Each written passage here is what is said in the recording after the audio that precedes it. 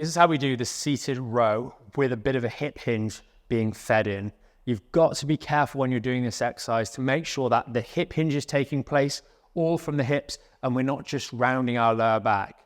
So make sure you're competent with a hip hinge before you start this exercise. And what we're going to be doing is taking a low anchor point, double bands with handles here.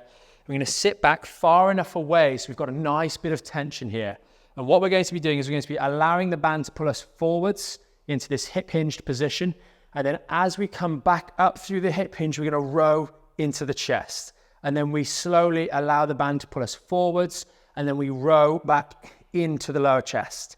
And then we allow the band to pull us forwards. And as it pulls us forwards, feel a nice stretch through here, but you still feel that tension in your lower back muscles holding that natural lordosis in the spine. And then we come back into this position here, forwards and back, and really feel the stretch as you come out, and then tighten everything back up. So get yourself into position, get your door anchor nice and low because you've got a nice anchor point, handles in place, and we'll go through 10 reps together.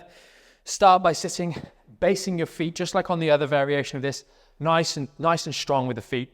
And then we're going to allow ourselves to hip hinge forwards into our full forwards hip hinge position. And then here we go for 10 reps together. Core nice and strong. And let's come back up and row for 1 and back. And up and row for 2 and back. And up and row for 3 and back. Up and row for 4 and back. Up and row for 5 and back. Row for 6 and back.